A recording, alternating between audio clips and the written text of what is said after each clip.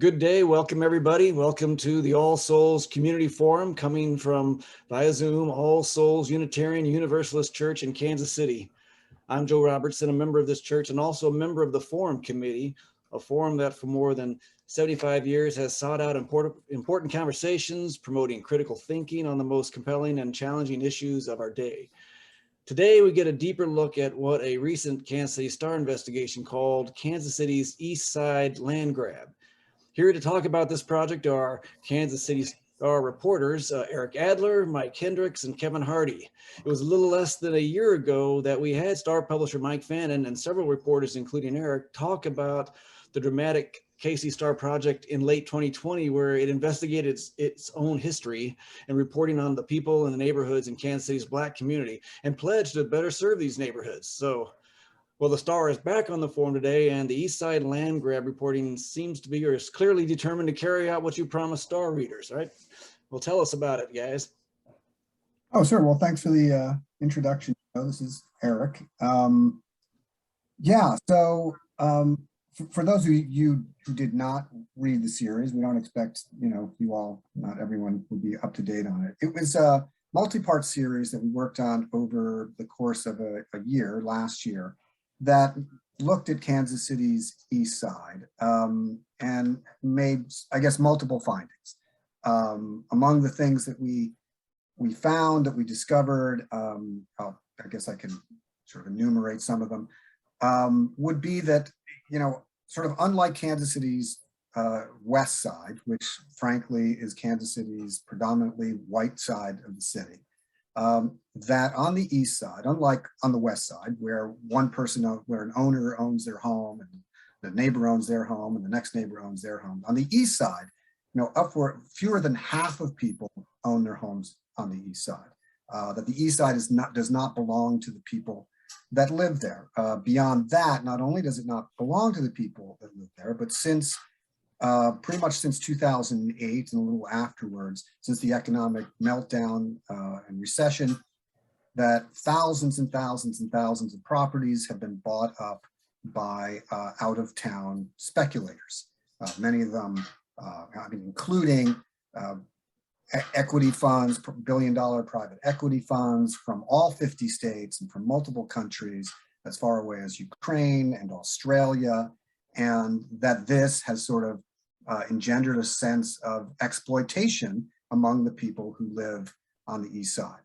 Also finding there, as we looked at sort of city resources and how the Kansas City's land bank, which had about 3,000 properties, empty parcels on the east side, and is supposed to use those parcels to sort of promote the building of homes and long-term home ownership, has been doing just the opposite. Really has been sort of hoarding those properties in a sense, or at least keeping them captive, and people have not been able to build on them. Other stories have found how sort of wholesale real estate wholesalers have been sort of preying on people on the east side, etc. There is sort of a number of findings like that. Do you think I have that right, guys? Mike and Kevin, yeah. As Joe mentioned, I think what we can talk about here is sort of why we did it, how we did this project, why we thought it was important. And as Joe mentioned, I think we all know that on May 25th, 2020, with the murder of George Floyd, that triggered a conversation and a reckoning on race, obviously not just in Kansas City, but across the country and in many senses across the world. That had been building, of course, over many years with the deaths of people like Trayvon Martin and Eric Garner and Tamir Rice and Sandra Bland and certainly Ferguson's Michael Brown. And at that point, when this conversation was going on, the Star decided, let's look at ourselves. A whole lot was being written about systemic racism and racism among organizations. And as perhaps the oldest, and one can check this out, I think we are probably the Kansas City Star, one of the oldest institutions remaining in Kansas City from the 1880s and forward. What was our role? What were we doing? That gave rise to the Truth in Black and White series that we published last December, and also, as Joe mentioned, a promise to do better. Let's start taking a look at stories on the east side. And at that point, we can go deep into the weeds on how we find our stories and you know, how we came up with this one. But essentially, you know, we decided, well, let's just sort of start hunting for stories in an area that has been bereft of stories. Now, I want to put a caveat on that. It's not like we never covered stories on the East Side. And there's many ways that reporters get stories and how we cover stories and the beats that we cover. You know, people can be given police beats and city hall beats and real estate beats, and sometimes they're very, you know, micro beats, like, oh, I cover schools, or someone covers schools in Johnson County, or even in a single little area. We decided to look at the East Side in an organic way. Like, let's just go there. What is the East Side all about? Who are the people who live there, et cetera? And we started sort of just talking to people and driving around, and I mean, and trying to sort of map the area, like as if you were going into a country that we have not gone into and should be going into. You know, who are the players? Who lives where?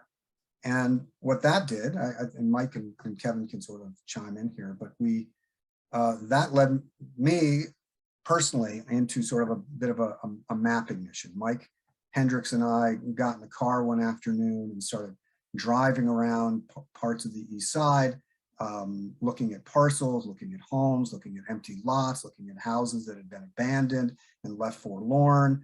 You know, just one neighborhood after another, after another, after another. And which is great, which gives you sort of a view of things on the East Side, what's going on. And some also really nice houses and people living wonderful lives, et cetera. But it doesn't tell you much. So at that point, we thought, well, let's take a look at this area. Let's map it. Let's, like, who lives where? Who owns what? Who owns the East Side? You know, when have properties been bought up? And that sort of led us into sort of just deep document searches, getting on Kansas City Parcel Viewer, which I recommend anybody to do, which is open public information, which gave us sort of the names and ownership of pretty much every property on the East Side. We started looking at Ivernhoe neighborhood just east of Troost Avenue and sort of the mid-city. And it became really apparent there right from the beginning that, unlike on the West Side, as soon as you started mapping who owns what, you found out, you know, it wasn't just like, you know, Mr. Jones lives next to Mr. Johnson, that lives next to, you know, Ms. Jenkins. It was this LLC out of Australia owns this property next to an LLC owned by a hedge fund in New York, next to another hedge fund, you know, that comes out of the Ukraine. Owned, you know, 5 properties are owned by some other realty group in our own area, maybe in Blue Springs or in Lee Summit, et cetera, et cetera, et cetera. And that really led us down the road that we came to. I don't know if you guys want to chime in here. Well, we kind of we started out not with the idea of finding out who owns the East Side. We started out with the idea that we would take a look at one neighborhood, Ivernhoe, one neighborhood, and use that as a vehicle to explore many different topics about ownership and about how City Hall provides services, etc. And we, quite frankly, we didn't know what we were going to do. And we started looking, but in profiling Ivernhoe, that's when we started looking at ownership. And that's where these patterns arose.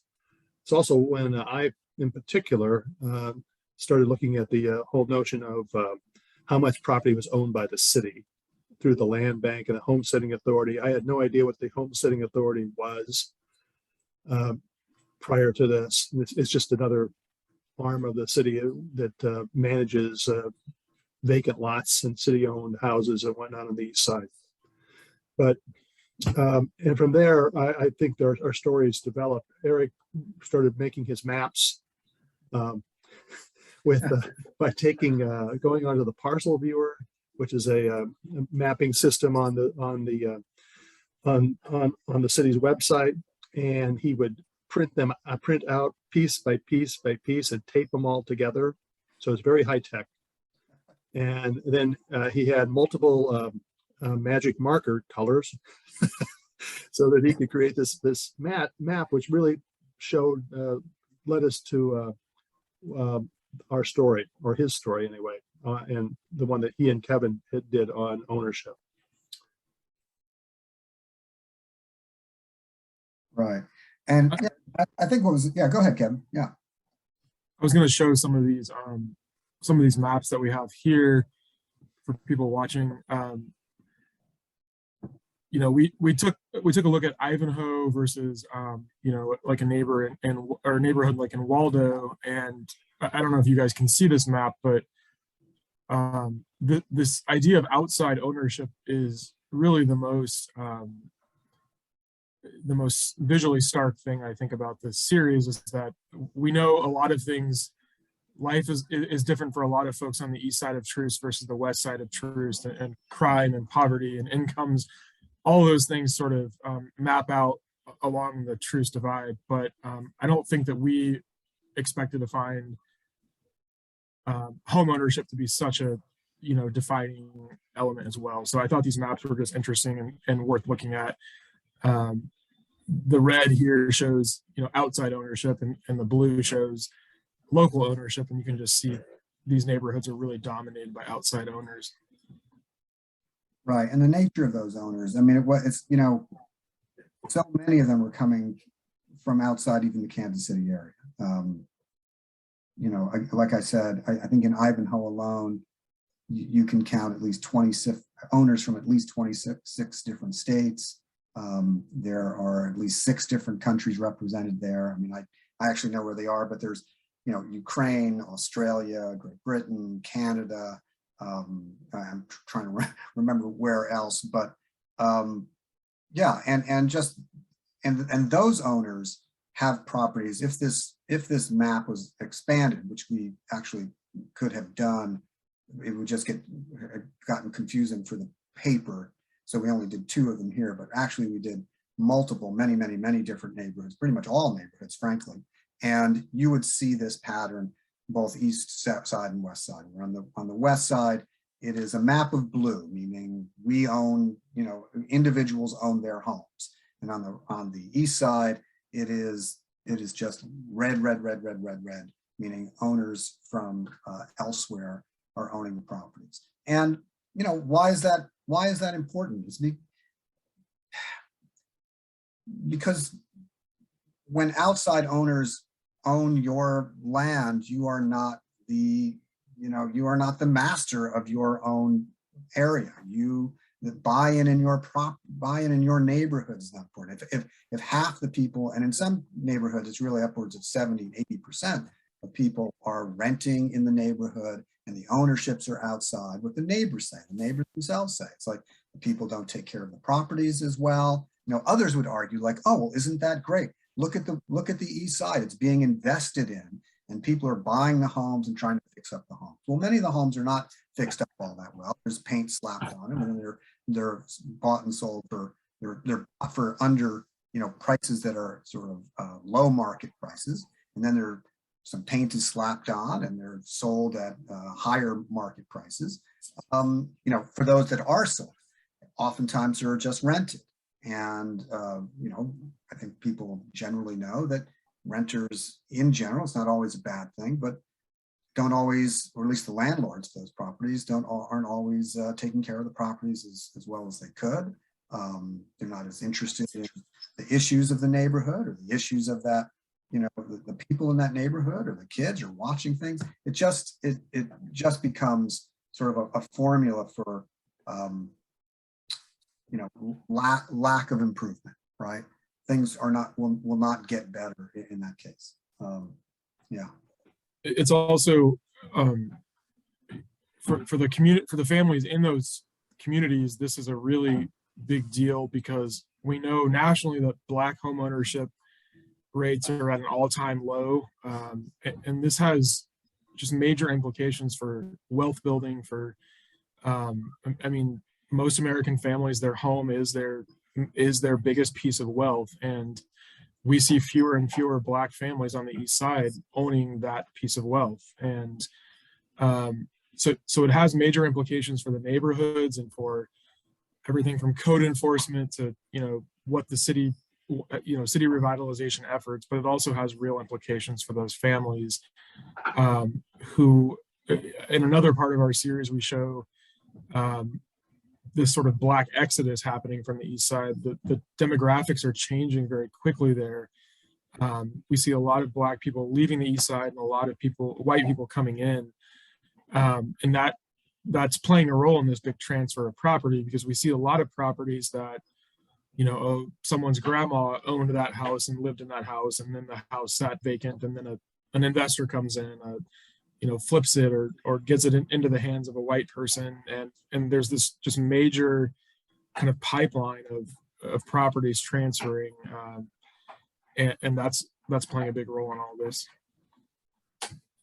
I think what interested us, of course, as an extension of the Truth in Black and White series, is that the truth's dividing line is, it was created it was created based on racism. It was created over many years, actually, in the after 1954's Brown versus Topeka Board of Education ruling. And so Kansas City's entire east side was created based on sort of racist housing policies and lending policies and policies that extend to, again, J.C. Nichols and his role in Kansas City and his role in developing the suburbs across America with covenants against race and against certain religions.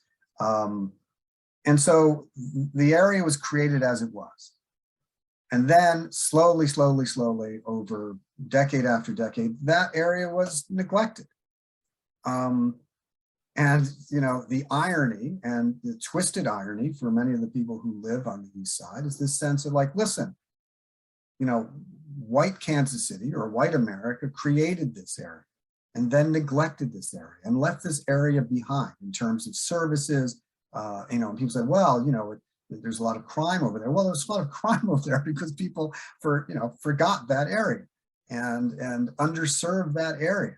And it has been that way for years and years. And now that it has been so underserved for so long, and and that prices are now depressed, and now that downtown is booming again, now people want it back. It's like, the sense is that racism created this area, white people put us in this situation, and now that you have found something of worthwhile here, you want it back. And that is galling to people on the east side, and they're very suspicious of it. The people who are buying the properties like, hey, I'm just trying to buy a house here and make a profit, and this is what capitalism is all about, and that's absolutely true. And some of the neighbors and many of the people who are moving in are good people. No one denies that. No one thinks that neighbors aren't decent people. But it is the sort of the movement writ large, where the notion and the sense of exploitation comes in, where Black people and in a neighborhood that has been left to languish over many years is now being preyed upon because a profit can be made. And I think that's why the stories seem to strike a chord with readers, and why we're here now. Joe, do you have any? Well, yeah, so I want to say, and a lot of the series is also about what's standing in the way. So, talk about what you all found as what's preventing any solutions to this situation. Yeah, I might just talk a minute about the role that these guys play, these wholesalers and investors and speculators, and I'm sure anyone has seen these signs around town about someone wanting to buy your house for cash. But this is really the main vehicle for real estate transactions on the east side. This is how homes move from that old family ownership into the hands of a speculator and an investor.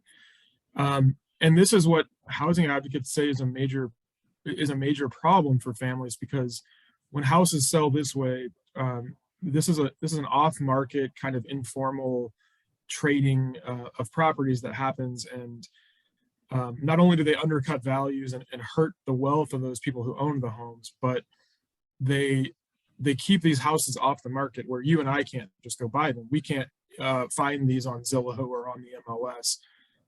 These are kind of taken away on this back market. So this is something City Hall is looking at right now. Both Kansas and Missouri are considering some kind of a crackdown on the role of these players, because there is such a sense that they take so much control away that we can't, that there's only so much we can do. And these are the ones, they're going out there and finding the houses, scooping them up and taking them off the market. So I just wanted to mention that real quick.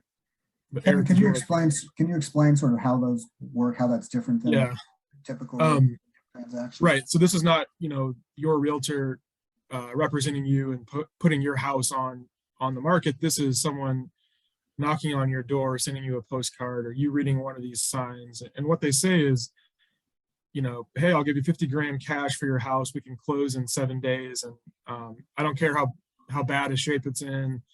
I'll take it. And for a lot of families, that might seem like a good idea, especially if you think about the person who has inherited a home.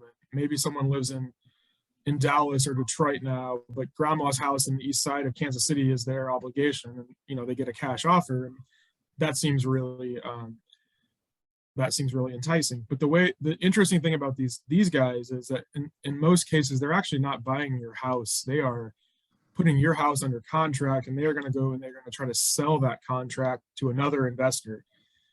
So what that means is, you sign a contract with, this We Buy Houses firm. They have 30 days essentially to go and find someone else to buy the contract, to buy it at a higher price than they offered you. So they really are a middleman in the most literal sense of the word. And people just view it as very, they view it as very predacious, because these people aren't putting any of their money on the line. At least a house flipper is putting his own money into that project, or her own money. They're buying the paint and the lumber and all that. But these people really risk nothing while they go around and really work to transform these neighborhoods.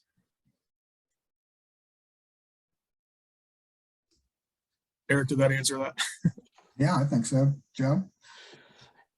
And Mike, talk about what's going on with the land bank some more. I mean, what has happened there? The land bank, for those who don't know, was created about a decade ago through the legislature. Kansas City had wanted creation of something called the land bank, because for about since the 1940 or so, properties that had been abandoned had been found their way into something called the Jackson County Land Trust, and basically it was just a holding entity for all these vacant properties all across the city, but primarily east of Troost.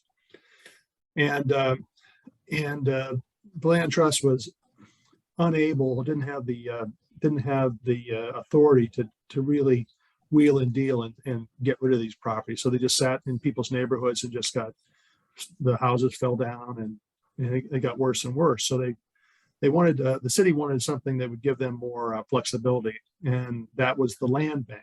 So all the properties that belonged to there were like 3,000 or 4,000 at the time, that belonged to the land trust, that were within the city limits of Kansas City, were transferred to the land bank. So in 2013, this agency was created out of thin air, basically, and they had no rules, no regulations, anything like that. But they had a lot of hope that this was an agency that was going to be able to transform the east side in a lot of ways, free up some of these properties and get them developed, get them back on the tax rolls, get the houses fixed up, build things on the vacant lots. Well, over time, they did get transfer or sell a couple thousand of properties. A lot of these are like little pieces of property you couldn't build on right next to somebody's house, and they gave those away practically to people under their what they called a side lot project or program. But after a while, and they also sold off a lot of these houses to people, fixer uppers and flippers, whoever. The primarily they wanted the houses to go to people who would live in them, but that's not how it turned out. After a while, there was a director there named the head of the agency was a guy named Ted Anderson, and he was a wheeler dealer, and he tried to get rid of as many properties as he could because he saw sort of his role was to just get rid of the properties, get them out of the city's inventory, and let the free market roll. Well, what happened was they did not have the manpower or the wherewithal to follow up and make sure that people who bought these properties were doing with them what they said. So a lot of these houses are out there. The city has no idea whether the people who bought them did as promised and fixed them up. So you would like buy a house for a bargain basement, maybe even only $1, but you would sign something called a deed of trust. And in that deed of trust, you spell out, I'm going to spend $25,000 fixing the foundation, whatever. Well, we found out through our investigation that the city has no idea whatsoever on whether anybody did any of that stuff. And so right now they're in the process of trying to set up a procedure to go back and make sure that the owners did what they said they were going to do. Along the way, there were some other abuses. The Ted Anderson and the Land Bank Board would sell or options or sign options to sell to people, developers who would get properties by the dozens. And again, there was no follow-up. So as a result, we have dozens of vacant lots in various East Side neighborhoods that were not taken care of, and the city is now in the process of possibly reclaiming. But there's a brand new land bank board, pretty much a new composition of the membership of the board in the last couple of months. And they seem dedicated to try to clean things up. But the problem with one of the big problems with all the land bank is the fact that the city has 3,000 vacant lots across the east side primarily. Many of those vacant lots are vacant because the city tore down the houses without any plan to replace them with anything, figuring that, well, at least the weeds may grow, but it won't be a drug house, or it won't be an eyesore for someone. And so right now there's also a request for proposals out there from City Hall to see if they can get some interest ginned up for building affordable housing on those lots. And with that, I'll stop.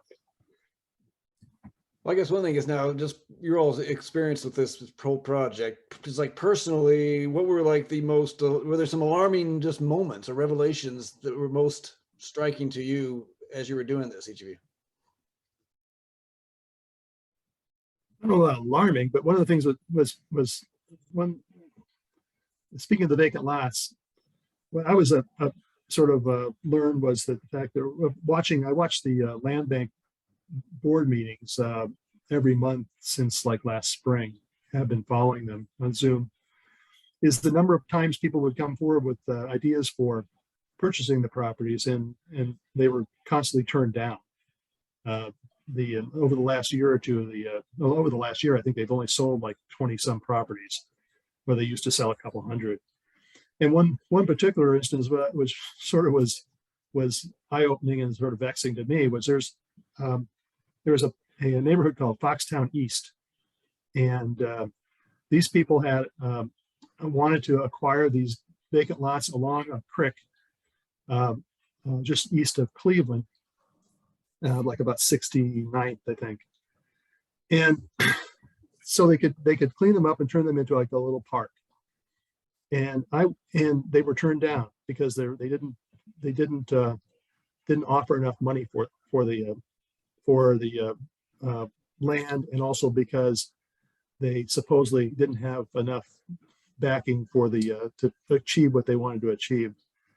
But of course, they got very little detailed explanation. I drove over there and looked at these lots, and there's a guy. They had handmade signs down there along the street saying no dumping, we're watching you, etc. I no sooner parked my car, some guy came out and wanted to talk to me a little bit, make sure I wasn't dumping stuff out of the back of my Mini Cooper into the vacant lots. But in looking at that, I also did the property search, and so they looked at adjacent to these 4 city-owned vacant lots that the city wasn't mowing, but wouldn't let these people turn over to these people to take care of, were a couple other lots. One was owned by a guy. This goes to Eric's and Kevin's story. Here was a lot owned by a guy who lives in Paris, who there was garbage on it. I went through the garbage sack. I couldn't find who had thrown the garbage on it, but it was owned by a guy in Paris who had written a book on Salvador Dali, and his parents were patrons of Salvador Dali. Why he had a lot in the Foxtown East neighborhood, I have no idea, but he had a couple others in the city too. Kevin, do you find anything? Yeah, I wouldn't say alarming, but I think surprising is right now it's kind of hard to characterize the East Side in a broad sense. There's so much going on. You have, excuse me, developers and whatnot are kind of moving further and further east. And, some people say Prospect is becoming the new Troost as white people grow more comfortable with the East Side. You've got a lot of new houses and apartments and all this new development happening, but you also have some neighborhoods further east that are just in such disrepair and sort of that more stereotypical, I think, look at what the East Side is. So it's, I think if you haven't been to the East Side in a while, it's well worth, a trip and going up and down, north and south and east and west, because there is a lot of diversity in the housing stock and demographics and development. I mean, there's a lot of things that are happening all at once. So it's hard to characterize in a few words, but that's something that sticks to me, Eric. Yeah, I guess for my part, it would be, a number of things. All these stories are about, although we're talking about land and movement and that kind of stuff, land bank and organizations, and LLCs that buy things up and, profiting off of really poor people in many regards. All of these stories are about people, right? This is about people in their neighborhoods, where they live, where their families have lived for generations, or at least certainly since the 1950s in some cases. And in talking to those people, I just think, when one talks to the folks on the East Side, you get a sense of sort of pride among folks who have lived there for a long, long time. We started the series with a woman named Miss Eartha Ursery, and I believe she's like 79 or 80 now, was the first woman and family to move into her block on Garfield in 1958, still lives there, first Black family, slowly watched all the white families move away. And really, she would talk about just sort of the lovely life that they live there and the neighbors that they know. So many of them who are actually still there, or their kids of those original neighbors are still there, the Kings and others. Now what they find is that, their neighbors again are some LLC, or, the demographics are changing, and sort of how much people care about the neighborhoods at one end, and yet, but also the inability they feel to do much about the world around them that has been theirs for so long, worlds that they care about, and that they have heard year after year after year, City Hall and politicians saying, "Hey, we're gonna help the East Side. We're gonna develop the East Side. We're gonna do this." And listen, that stuff is going on. Don't get me wrong. There's new police stations over there. There's new markets on the East Side. There are certain developments. There are some new houses going up in certain areas.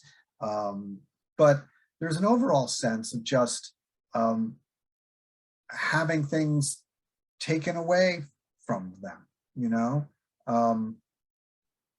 We were put here, we created these lives here, you abandoned us, we love this area, and now it is again outside of our control and is in the control of people of power.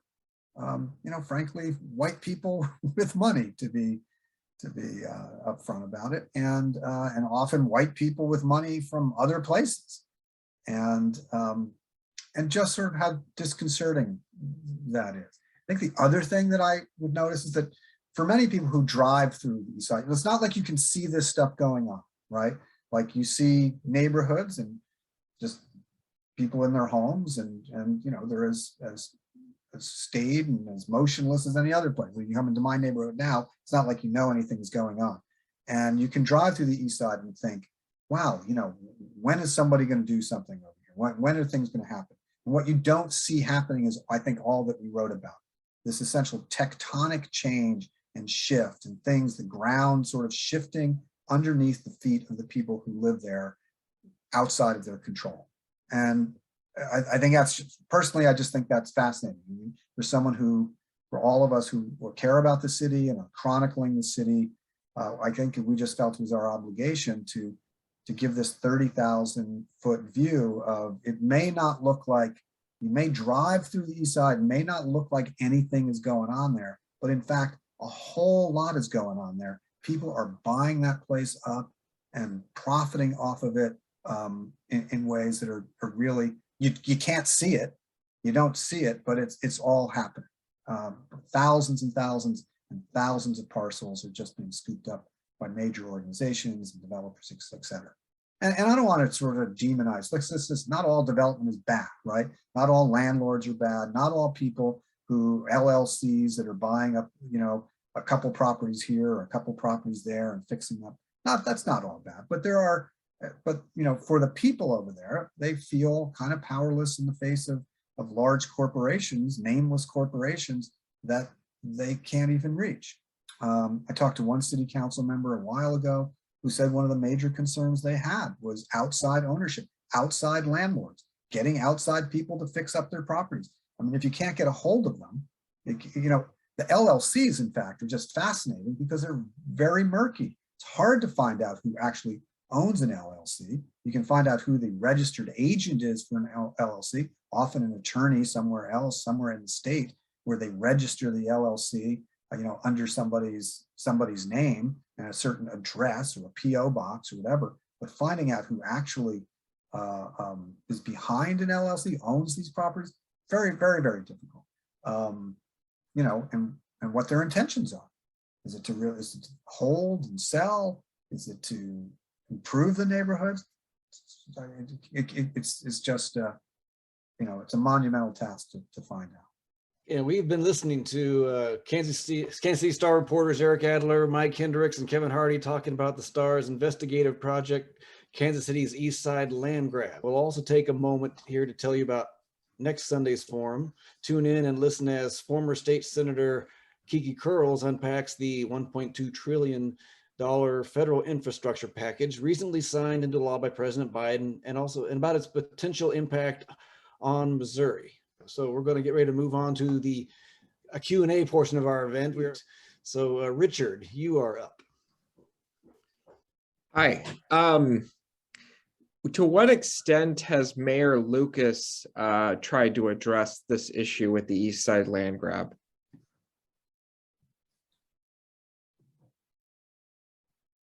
That's a good question. I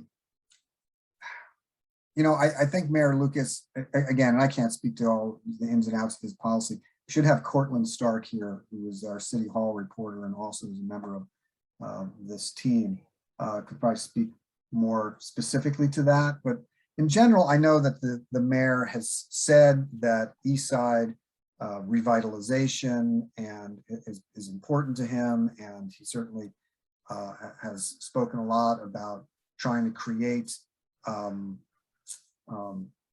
long-term sort of ownership, creating owner-occupied housing as opposed to rental housing. you know, and I think that this series may have spurred some of the conversations or put them higher on their agenda. You know, I think he's interested. I think his interest, from what we can tell, is of good faith. I'm not sure, you know, I can't say that it's, you know, translated into X number of housing units here, there, or elsewhere at this point. I mean, right now, what's happening on the east side is capitalism. I mean, that what controls the east side is people with money buying up properties at low prices and reselling them. And there's certainly many people who feel that's just the way things ought to work, and that is how it works.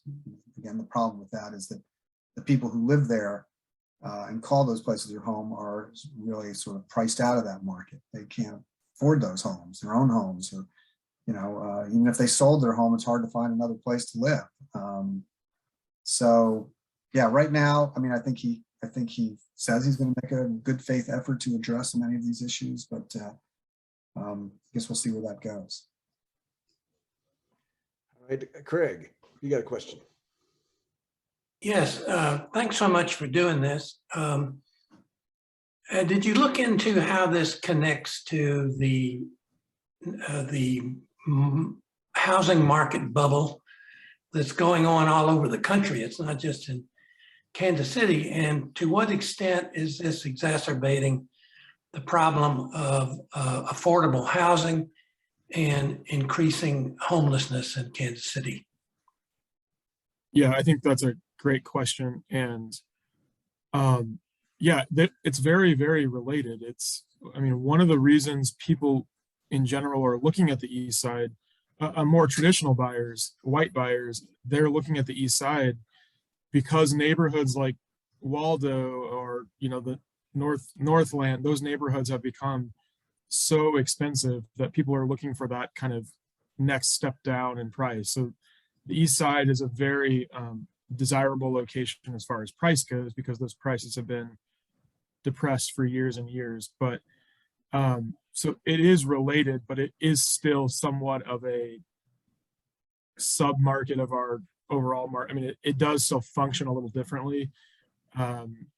And we don't, one thing I heard from realtors and mortgage bankers is that the average person looking to buy a house on the east side really doesn't have as good of a chance nowadays, because even if I'm going to go buy in a hot market like Brookside or Waldo or whatever, I'm generally competing against other families that are buying a house. But if I'm going to try to buy a house on the east side, I'm probably competing against cash buyers, LLCs that could close in like 7 days on a house. And so, yeah, there is a connection there. Eric, what did you have other thoughts on that? No, I mean, a lot of thoughts are just going through my head. I mean, I think one of the, and we'll see how this plays out in the future, but one of the things we heard from, again, we talked to hundreds of people, by the way, in different parts of this equation. Among the people who are sort of buyers and flippers and speculators, one of the things they say is that the prices now on the east side are going up so high that they wonder if this buying market will somehow quickly peter out. Well, not quickly, but will eventually peter out, because if the prices keep going up, and then they were buying homes for $6,000, $7,000, $8,000, $9,000, entire house and the property. And then, you know, you could put in whatever, $30,000, $40,000, $50,000 to fix up that house. And you have $50,000 or $60,000 invested. And what they generally use is this sort of 1% rule in terms of like, oh, I have invested X number of dollars in the house, say $60,000. I need to make that work out. I need to charge at least 1% of that for rent. So that would be like $600 or so, very, very reasonable rent. Well, now that the prices of the homes are going up to $50,000, $60,000, and if they now put another $50,000 into it, well, now they have $100,000 into the house and have to charge at least $1,000 in rent. And what they're starting to say is, oh, how long is that sustainable? Like, will people rent out properties on the east side at that at that rental part. Now, they do. I mean, one of the things that you'll see a lot of developers do is buy homes and start and use them for, oh shoot, I'm trying to remember. For Section 8 housing.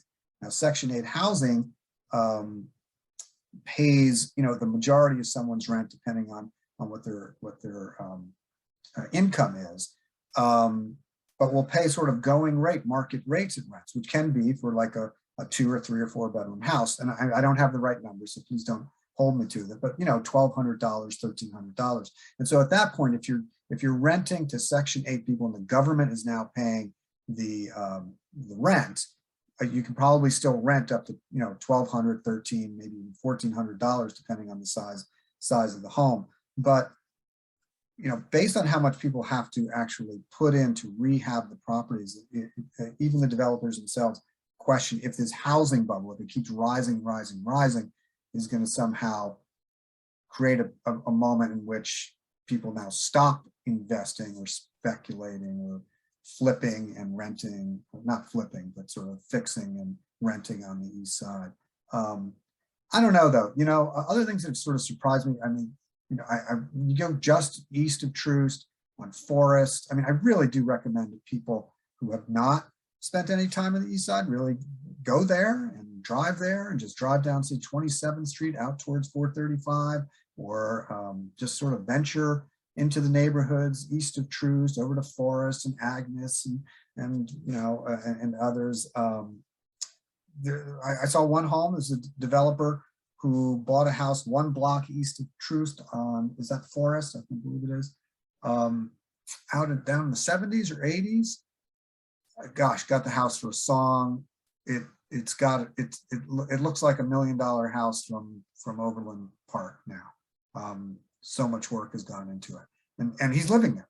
He's decided that's where he and his wife are going to live, and I think he's, century. I mean, it looks like a $500,000 house or so on the inside and the outside, but I think he got it for a few $100,000 of investment and fix-up money. And so I think that's going to continue. I certainly think it's continued between Troost and Prospect, and eventually move out past Prospects. Gentrification, and to other people, some people see that as not a bad thing. I think a lot of people in those neighborhoods see it as a word that means that they are excluded. You certainly fix up areas. I mean, you look at Beacon Hill and how that's developed over the years, and where houses are now going for $500,000, $600,000, $700,000, and people say, "Isn't that great?" Well, to other people in the Beacon Hill area, there's like saying, like, "Wow, I just don't even belong here anymore. This used to be my neighborhood, and it's no longer my neighborhood." And I just think that point of view is important to capture, in that movement. Yeah, Michael has a question. Yeah, I wanted to ask about the role of neighborhood organizations and community development corporations.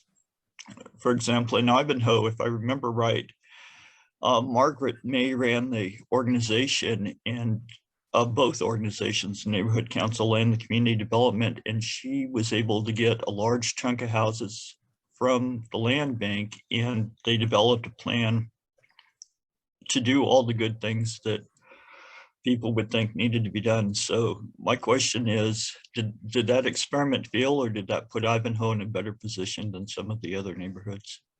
Ivernhoe is perhaps the most well-organized neighborhood on the east side. They have paid staff, and they have a person who's dedicated specifically to developing that real estate. So yeah, I mean, they are a model. In fact, that's why initially we were going to look at Ivernhoe. Because Ivernhoe is sort of like in the center of a number of improvement zones, if you will. The Chamber of Commerce came out with something called the Urban Neighborhood Initiative about 10 years ago, and so Ivernhoe's in that. It also was in the Green Impact Zone, if you recall, back in like 2009. And It's in the Central City Economic Development, the sales tax area. So anyway, Ivernhoe has many benefits and is well organized, and a lot has gone on in Ivernhoe. There's a lot more to be done. You'll note that much of the good things, if you want to call it that, have happened on the west side of Bruce Watkins.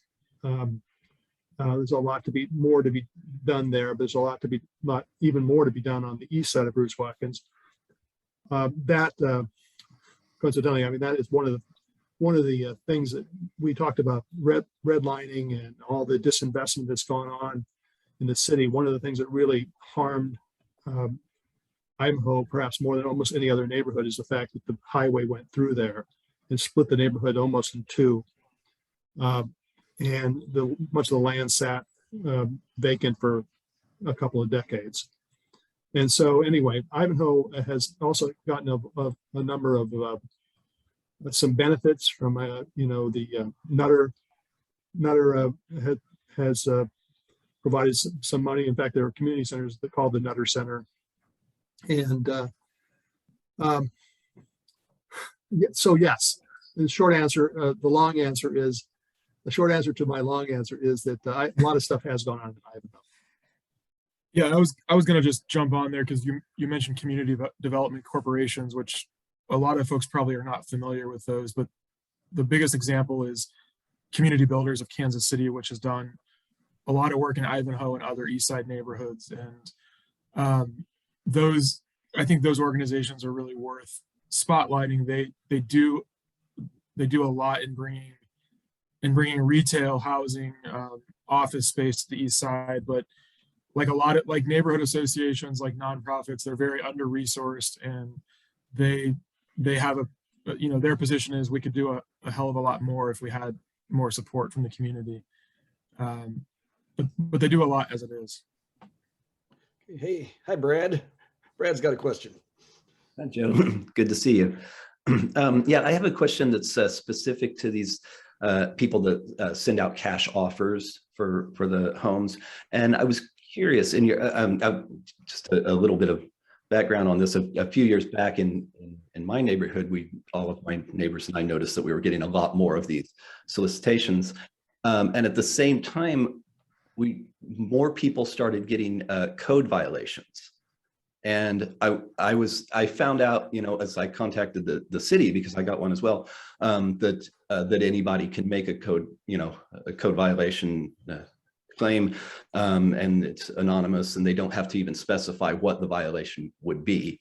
And then the city then sends somebody out to look, and if they see something, then they write up a violation. And about a year or so after I got this code violation, I also got another one of these solicitations from someone that included on their postcard just a friendly reminder that code violation is still on the books with or is still under investigation or something like that. It actually wasn't. It had been well cleared up by that point. But I'm just curious if you found anything like that in your research, any connection like that, because that sort of moves it from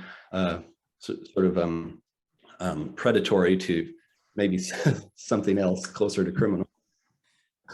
Yeah, that's really fascinating. I had not heard that specific of a claim, but we do know that these folks, they are looking at things like code violations, back taxes, missed mortgage payments, risk of foreclosure. In a lot of cases, they're targeting those things because there's public data on, available for essentially who's most at risk and who could use the quick cash. I had not heard of that, but I have not heard of that. Actually, Joe, before you sign off, I'd be interested in what, the people in the forum, those who may have read the series, got out of it. I mean, we know what we put into it, but it's always interesting to hear what people read. George has got a question. Maybe he can start getting into that, or whatever. George, what's your question? Well, you're reading my mind. I bought a house in Hyde Park years ago, Central Hyde Park for $25,000, okay, and put a lot of time and energy into it. And the genesis of that, the gentrification that occurred in Central Hyde Park was mainly a fear of living around people of color. And so are we looking at the ramifications of the false understanding of the dangers of living around people of color? One of the lessons that was learned by me and others was the diversity of the neighborhood turned out to be a lot better than anybody would have thought, and that the so-called criminal element wasn't really attached to the ownership or the residents that really lived there and took care of their lawns and the like. Are we facing the ramifications of a history of what you all talked about in previous stories about the redlining and the racism and the fear of living around people of color, and this is the blowback? Is that your thought? I'm not sure exactly. I think what I've not. I think the neighbor. It's just the opposite. What Eric's talking about is there's a fear that Black people are being forced out of the neighborhoods they have because of for financial reasons. I think an example, I guess, would be of this is be over at Manheim Park, which has it's a fairly diverse neighborhood, but there's some fears that white folks are taking over in some areas. I think there's been a feud over there over the years in the leadership of the neighborhood association over that. I mean, most of the neighborhoods I went to, I don't know if you found this in your experience, where white people are moving into what were predominantly Black neighborhoods. There's no kind of tension between the neighbors in those situations. I mean, people who choose to move into what are predominantly Black neighborhoods, typically are doing so in a good faith kind of way. And in the neighborhoods that I certainly, people I spoke to in the many neighborhoods we entered, they were like, neighbors are good. It's not, nobody has any problem with the people moving in or coming into the gentrified homes, like so-and-so, I mean, I stood with one woman on her porch. She's like, oh, that's a white family and that's a white family. And there's white people over there. And there's white people in there. There's no trouble with the neighbors. In fact, great thoughts about many of the people who moved in. The problem they have is with the what do you call it?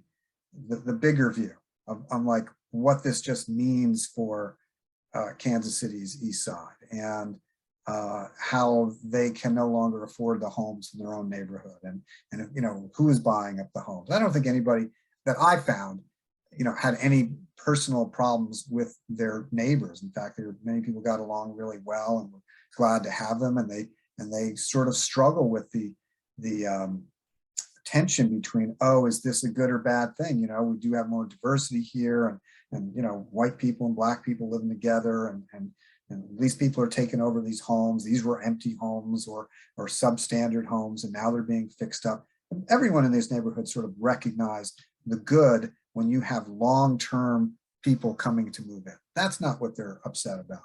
What people are upset about is, LLC out of Australia buying up 14 houses, or someplace out of New York buying 500 and renting them to people who are there short-term and driving up those rents. And so that those people, the people in those neighborhoods neither have a chance to buy those houses. Can they buy those houses? And they have no control over what happens to the neighborhood. The neighbors are sort of being taken over by others from outside that have no real interest in Kansas City. What the interest is in their perception, that the interest is in just making a buck and raising prices for renters.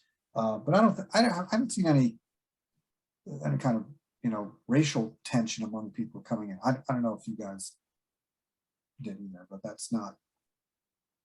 wasn't in my experience. The racial tension was not my point. The point was that it was the ramifications of the false thoughts of that activity. I guess I'm a little confused by that. I'm not sure what Well, the false understanding of what it's like to live in an inner city is that the people in the suburbs think it's dangerous to come to my house in Coleman Highlands. There's a thought, and I don't want to beg the question here, but I think it's a problem where the solution, it's the opportunity. The LLCs are taking advantage of the void that's caused by this understanding. I see what you mean. Well, I think long-term, certainly. I mean, I think that's what we were getting at in terms of the fact that, you know, so much of the East Side had become a lack of investment, and they're disinvested in, and everything else is part of that. I mean, that you're talking about sort of the systemic racism that kept white people from staying in the East Side to begin with, and then sort of lowering the prices of properties, et cetera, et cetera, et cetera. Yeah, I mean, I think this is on the opposite side of that coin. I think that's sort of what created the field that speculators are now playing on. They sort of created this field, used exactly what you're talking about, or at least sort of recognize its effect. The effect is, yeah, you have neighborhoods that are undervalued, and now people are coming in to swoop them up. You know, after playing on exactly what you're talking about, I think that notion, that false notion. Does that make sense? Yeah, of course. We're going to sign off the formal presentation here. Thank you, Eric, Mike, and Kevin, talking about the East Side land grab from the Kansas City Star. And remember, next Sunday, we will have former State Senator Kiki Curls talking about the massive federal infrastructure package and what it can mean for Missouri.